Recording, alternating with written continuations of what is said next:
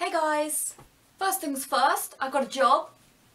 I'm a bartender now, which is going to be really cool. So I'm going to be really busy over Christmas, which I'm looking forward to. Secondly, I wanted to talk to you guys about this Melanie Martinez situation. As you know, I was a big fan of her.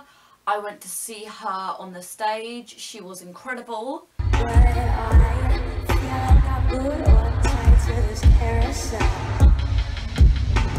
So I was a really big fan of her, and it was a really big shock when Timothy Heller released her story of what happened between her and Melanie Martinez. And Twitter seemed to take three different approaches to it at first.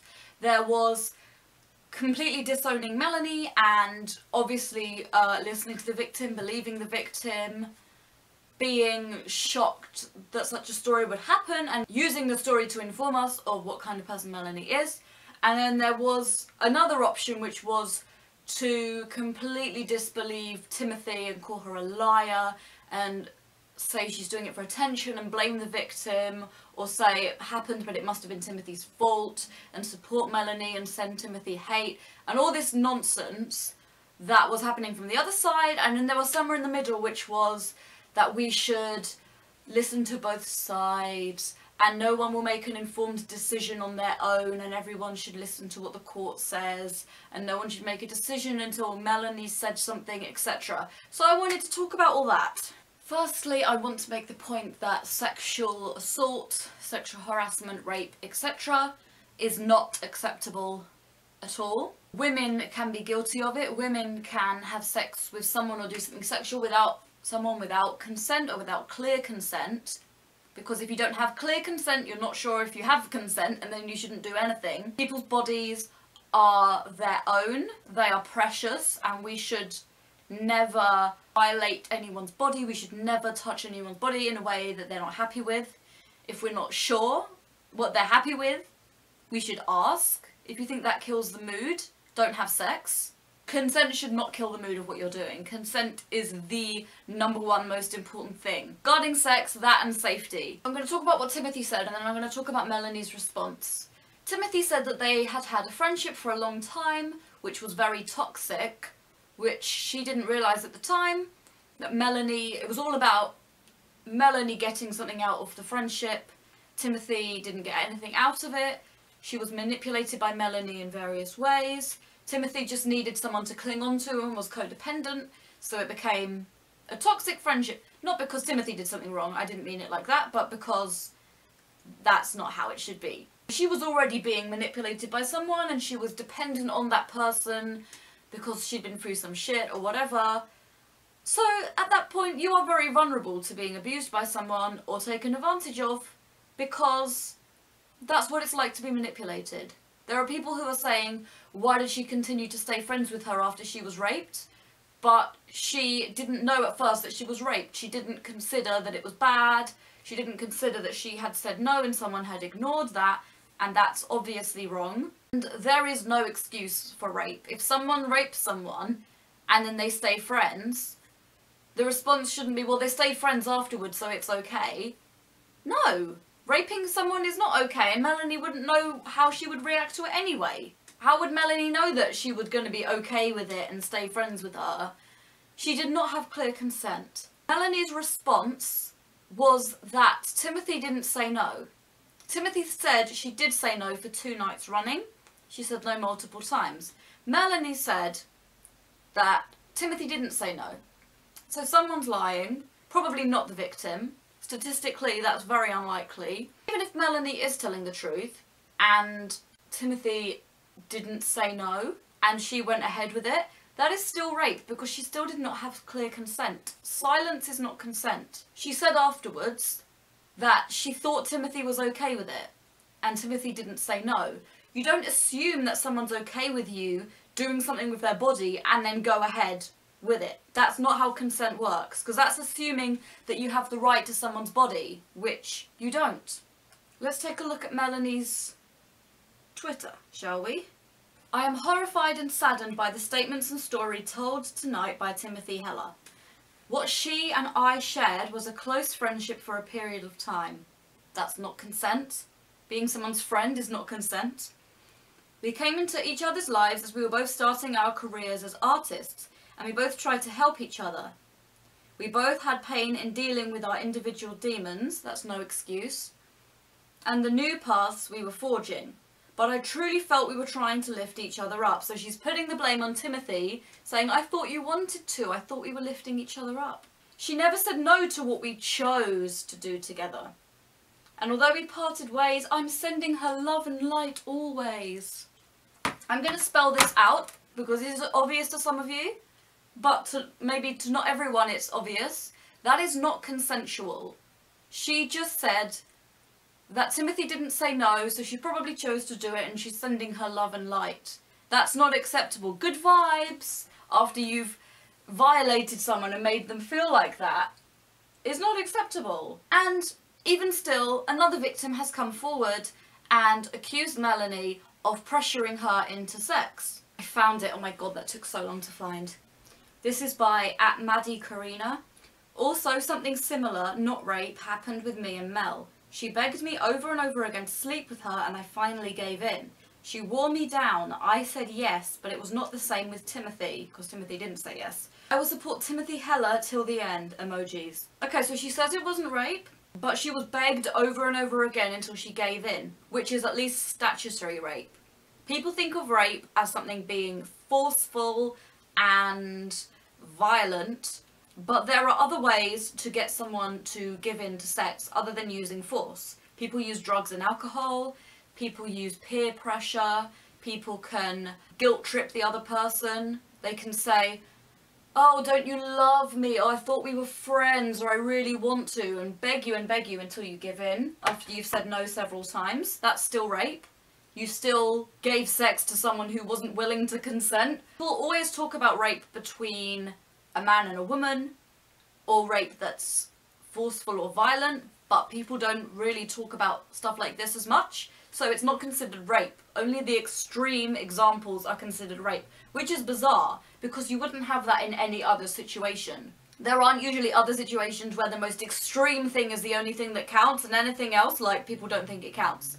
But with rape, it's the case, and it means people can get away with statutory rape. The person could be drunk or drugged, they could be underage, they could have said no, but they could have been pressured into it and made them feel like they can't say no. This is still unacceptable, and it's still rape, and we still shouldn't stand for it. Here we go.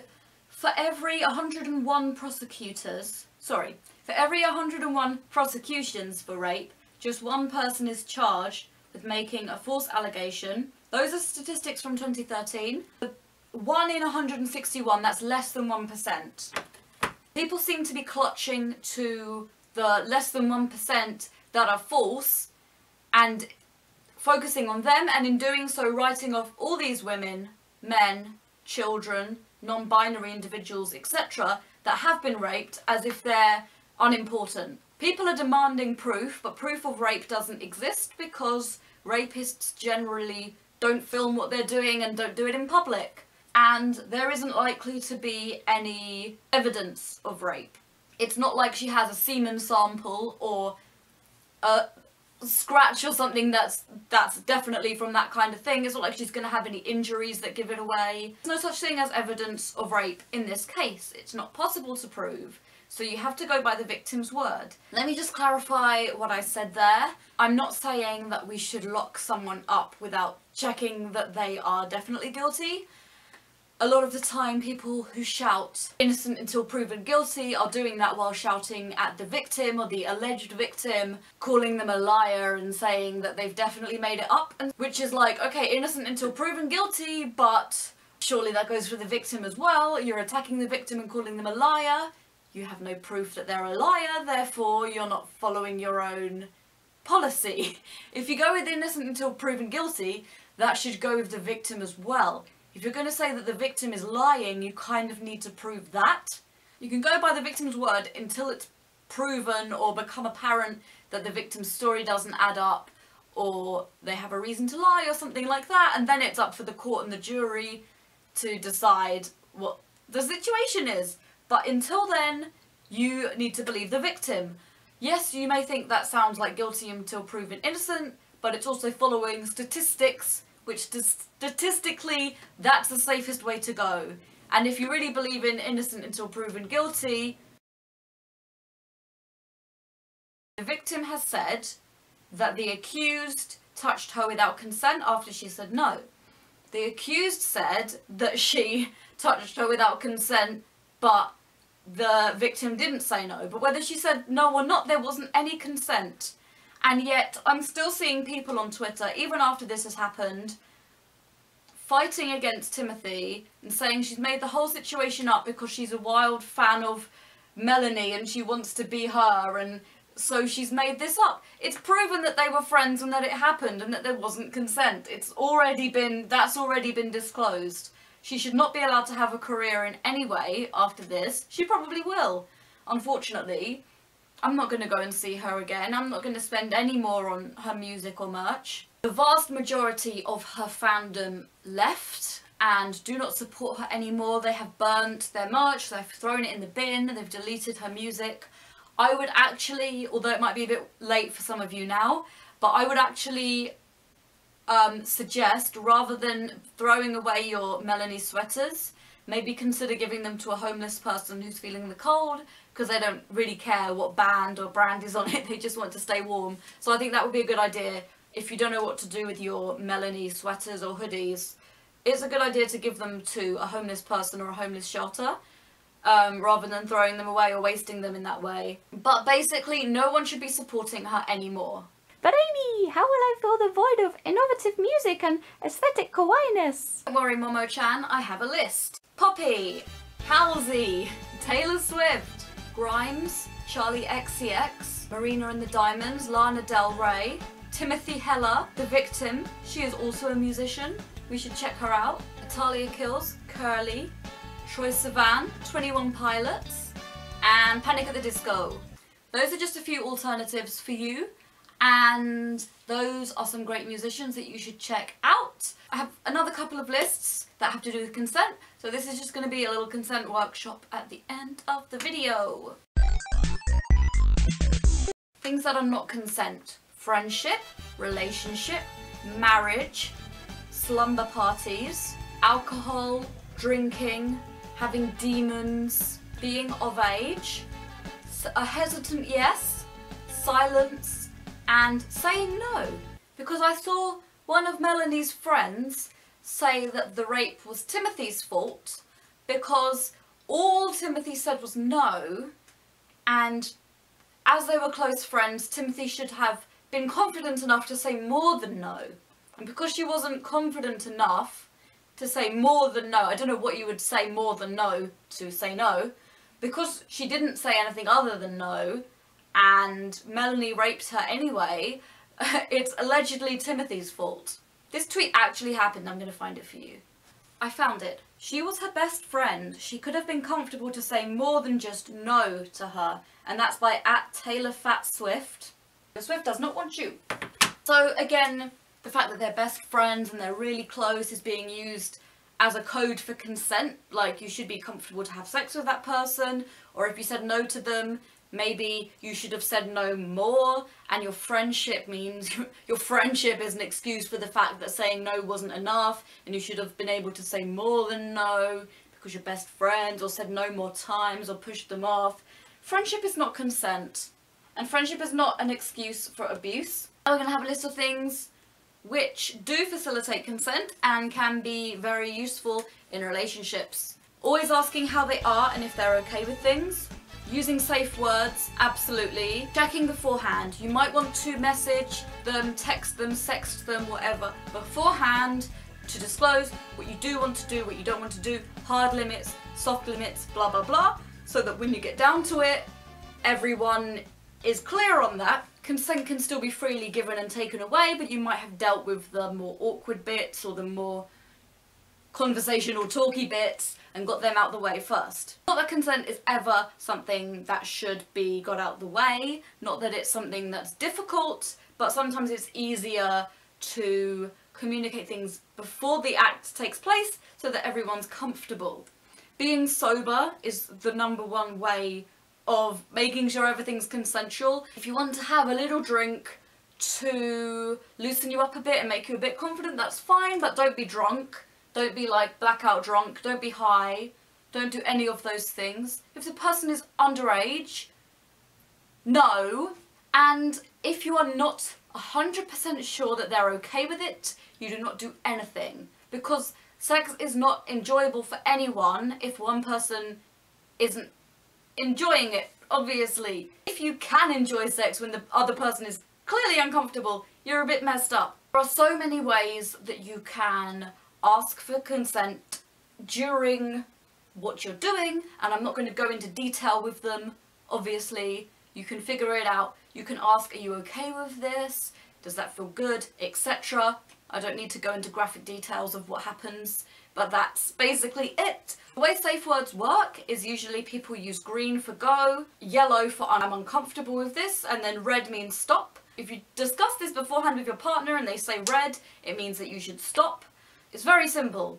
There shouldn't need to be a lesson on how to say yes and no, but if we do things like the traffic light colours and asking for consent and texting them or sexting them beforehand to know what they are and aren't okay with, stuff like that makes it a lot easier. If you meet up with someone and you're at a slumber party like they were, and it's completely unplanned and you start getting down to it or whatever, that's obviously fine, but like, still ask if they're okay with it. If they're silent or if they say yes hesitantly and you can see that they're actually not sure or uncomfortable, don't do it. Sex is not that important that you have to invalidate someone else's consent and violate their body. A desire to get your rocks off is not as important as other people's safety and consent. If you're horny, just be gone. Sort it out yourself. You know what I mean. Make sure everyone involved is comfortable with everything that's going on. If you don't have clear consent, you don't have consent. If you're saying 6 months down the line or 12 years down the line, oh, I thought she was okay with it, she didn't say no, but I'm sending her love and light, that's not consensual. And the fact another person has come forward and said that Melanie pressured her into sex proves that this is not a one-time thing and that this person is very dangerous. She should not have your money, you should not listen to her music and support her and make hashtags to support her and send bullying tweets to her victims. No, just don't give her any attention other than maybe disagreeing with what she said already. Do not give her your money, do not fund her career because she'll just go on to do more of these things. When men are accused of rape, they're expected to not have a career anymore. That's the default thing, that they shouldn't have a career anymore, which rarely happens, but that's the general belief of most people. It shouldn't be different because she's a woman, or because they were friends, or because one of them might have been silent at the time. I'm Amy Beckford, aka Sushi Roll Speaks. That was my long-winded rant about rape and consent. I hope it wasn't too triggering for anybody. If you'd like to see more rant videos, please subscribe. I'm going to see Poppy next week, so I'm very excited. Next week I'm going to start my new job and I'm going to go and see Poppy. It's all good. Bye! I've always been a fan of her. Oh my god. Dan is hanging on for dear life. Sorry about the mess. He looked like he was going to fall to his death.